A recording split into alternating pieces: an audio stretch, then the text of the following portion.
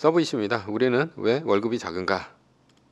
모든 사람은 태어날 때부터 자유롭고 존엄하며 평등하다.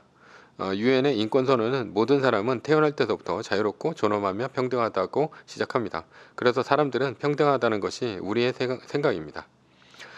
한국 사람들은 이런 감정이 특히 강해 갑질을 하는 대기업 사장, 백화점 고객, 그리고 대리점주 등을 보면 참지 못하죠. 그런데 사람은 과연 태어날 때부터 자유롭고 존엄하며 평등합니까? 자유란 내가 선택권을 가지고 있을 때 느끼는 감정입니다. 쉴 수 있을 때 쉴 수 있고 하고 싶은 일을 하며 스스로 생활 방식을 선택할 수 있을 때 가장 자유롭습니다. 반대로 선택권이 없는 사람은 자유가 없는 사람이죠. 그러나 대부분의 사람들은 그럴 수 없습니다. 자본주의에서 자유란 경제적 자유에서 나오기 때문입니다. 존엄도 마찬가지입니다. 왜 우리가 갑질을 당하고 더럽고 안 입고 그래도 직장을 다닙니까? 그것이 다 경제적인 이유 때문입니다. 이완재 사장, SKC 사장, 직원과 평균 급여 차이 189.7배, 격차는 1위라는 기사가 있는데요. 평등은 또 어떠합니까? 대기업 경영자와 직원들의 연봉이 21배 차이가 나며 가장 격차가 큰 곳은 190배 차이가 납니다. 이유는 무엇입니까? 영국의 경제학자 리카르도는 분업은 공장 노동자와 마찬가지로 국가들 사이에서도 적용되어야 한다고 했습니다. 영국이 석유 산업을 전문화하고 포르투갈이 포도주를 전문화한다면 국제적인 분업이 된다고 했습니다. 그리고 그 두 나라가 교역을 했을 때 양국이 모두 부자가 된다고 했습니다. 그러나 과연 그렇습니까? 이 학설은 노동과 자원의 완전한 효율적 이용을 전제로 했습니다. 그리고 거래는 군사력의 위협을 받지 않고 평화적이며 공정하다고 전제합니다. 그러나 세상은 불평등하며 공정하지도 평화롭지도 않습니다. 예를 들어 중국인이 막대한 돈을 들여 원자재는 풍부하지만 가난한 나라에 돈을 빌려주고 그 돈으로 항구와 도로를 짓는다고 합시다. 그러나 가난한 나라는 돈을 갚을 길이 없어 이자 대신 원자재를 중국이 착취하고 항구를 빼앗습니다. 그것이 중국이 말하는 1대1로죠. 가난한 나라의 통치자는 중국의 돈에 매수당해 원주민의 착취를 눈감고 법률을 바꾸며 항구의 조차권을 인정하고 원자재의 반출을 돕습니다. 세상은 과연 평등하고 공정하며 평화롭습니까? 국가도 이렇게 불평등한데 기업과 개인은 더하면 더했지 덜하지 않습니다. 마르크스는 생산수단을 소유한 자본가가 노동자를 착취한다고 했습니다. 그래서 국가가 생산수단을 자본가에게 뺏으면 노동자가 세상을 지배하는 사회가 된다고 했습니다. 그러나 공산당이 빼앗은 생산수단은 공산당이 주인이 되는 사회가 되었고 노동자는 자본주의보다 더 착취를 당했습니다.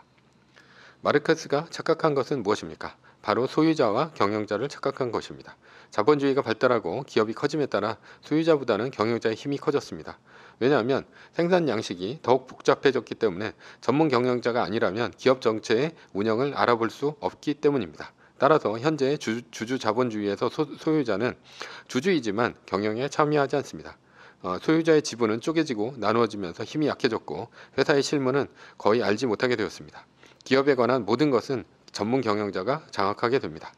공산주의 국가의 관료가 전문 경영자이며 그들은 수많은 노동자를 착취합니다. 즉 공산주의에서도 관료는 경영자이지 소유자가 아닌 것입니다. 경영자가 지배자입니다.